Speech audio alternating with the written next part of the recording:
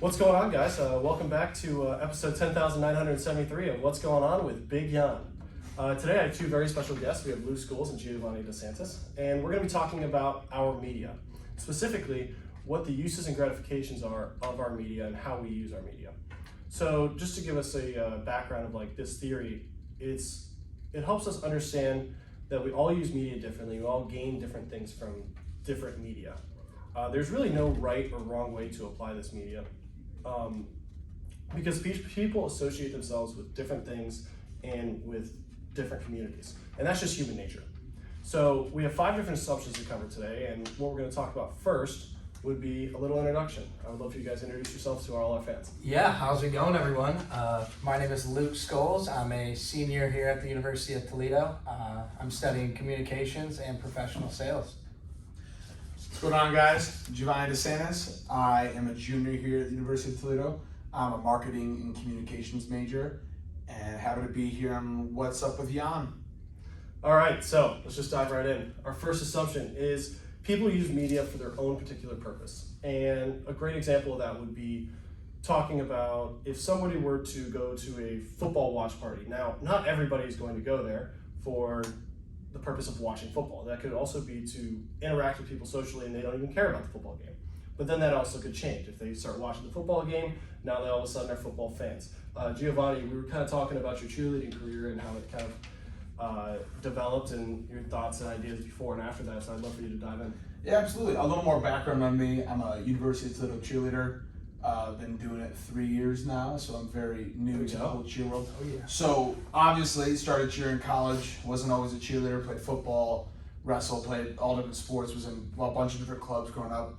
And I've had like sisters in cheerleading, so I've always been around it, and I've always been, I went to cheer competitions, I've been to plenty of cheer things and dance things growing up.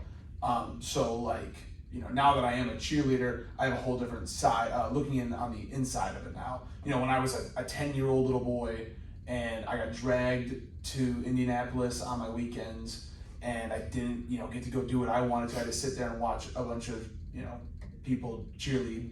It didn't mean a lot to me not then, but now, being a part of the sport and being a cheerleader myself, I now appreciate and can see all the hard work and time and athleticism it takes to do it. Especially cheering in the college world. Some of these are like some of these girls and guys are some of the most athletic people I've ever seen.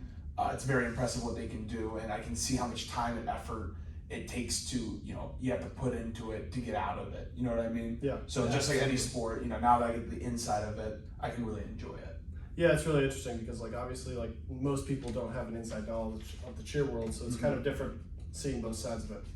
So now our second assumption is that media is there to glorify our own needs, and that's for the purpose that people use it. But first, we need to talk about your sanitation needs. If you need a squeaky clean finish to your floors or restrooms, call Ben Meyer Sanitation Company today. A squeaky clean head for a squeaky clean finish. Back to the theory, use and gratification. Yeah, absolutely. Luke, I know you had a good idea about this with regards to our political climate. Yeah, absolutely. A great example is these different news sources. Like we have Fox News, which leans more towards the right, and then we have CNN, which leans more towards the left. There's been a study done at the University of Penn on Fox News and CNN, and they both have become very polarized, in the past 10 years. And, the end all be all is people hear what they want to hear. They're going to watch, Fox if they lean toward the right, and they're going to watch CNN if they, lean towards the left. Yeah, and I think it's kind of interesting when you kind of talk about that is there's really no middle, so there's really no opposing viewpoints nowadays, and so when you do watch Fox and CNN, you are hearing exactly which one here.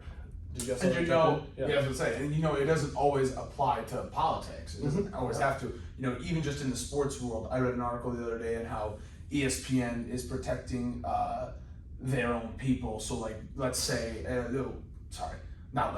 an athlete gets a DUI or an athlete, or a coach or something happens, you will never see, ESPN posting, this is what's happening with this guy because they are affiliated. It's the example of you want to shoot yourself in the own foot, you wouldn't, sell yourself out, they're not going to do it. They're not denying it or anything. They're just not going to post it themselves. And that's the reasoning behind it, because why would you do that? For example, another sports example, if you're a Cowboys fan, you're not going to listen to Stephen A. Smith, because Stephen A. is going to sit there and say, how about them Cowboys, and tell them how they're so overrated and how they aren't, a legit contender. But if you are a Cowboys fan, you're going to love listening to Tony Romo go on and on and on about how awesome it is and what it means to be a Cowboy on America's team. You'll never hear him say a bad thing about Jerry Jones or the organization that they run. People are going to push their side, and they're not going to, say anything bad about something that they side themselves with, because they want to stay to that side. Yeah, I have an example of my own here. It's like, I only watch Nick Wright when it pertains to basketball, because he's a big LeBron fan. I'm a big LeBron fan, but like when I listen to Skip Bayless, all he does is trash LeBron, and Jordan is the best of all time. And that's why I don't watch him, is because I want to hear the things that align with my viewpoints.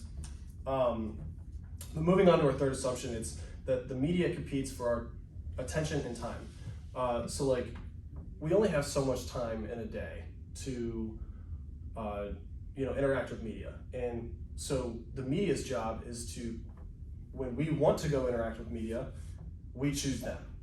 So before we dive into that, we are going to have to talk about the disappointment of your local sports team. If you're experiencing sadness on a daily basis because of the failures of your sports team, call Ben Myers from Big Ben's Train of Success.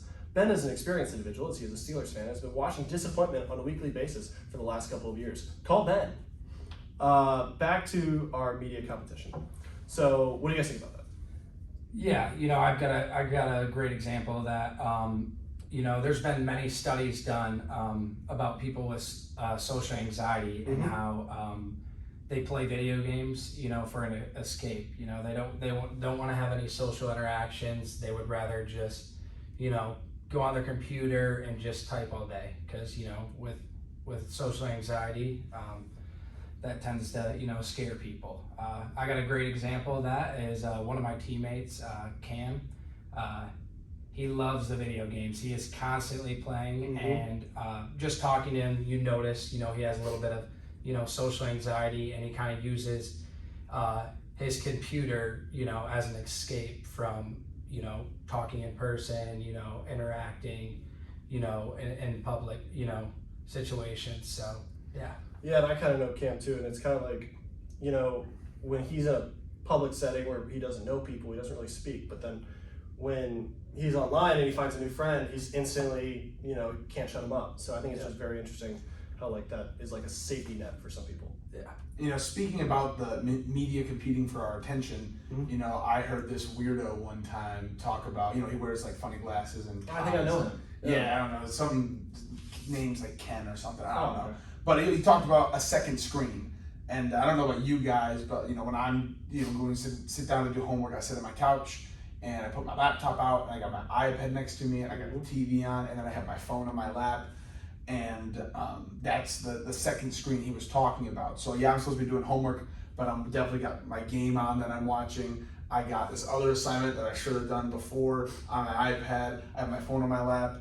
And speaking to just the phone in general, the second that I get a ding, a buzz, a sound from it, all of those other things don't exist, and I pick up my phone. And let's just say for a fact, that ping, that ding, that buzz, whatever it was a like or a comment or something else somebody sent me. That gets my full attention, 100%, and everything else could be burning down and I wouldn't notice it.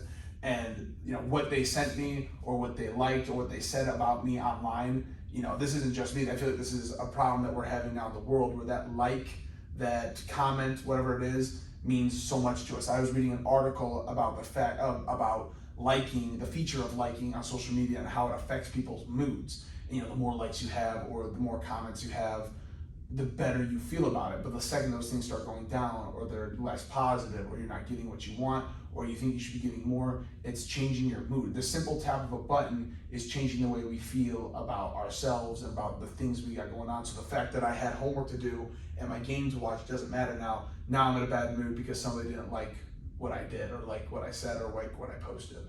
Yeah, I think that actually transitions really pretty good into our fourth assumption, which is how media affects people differently. But we have a little message from our sponsors beforehand. So if you're looking for an up-and-coming actor, call Ben Myers. You may know him from his role in A Man Called Otto, where he played a dashingly handsome man waiting for a train. You can receive a discount on Ben's services if you use the code BALD. That's B-A-L-D, BALD. Speaking of a movie actor and assumption Yeah. before, like you were talking about, have you guys ever watched The Office? Yeah, I love Yeah. The Office. Obviously, just want to make sure I didn't want to be Yeah. the talking about it, nobody knew it, and I'm sure most people have, but you guys know the episode late in the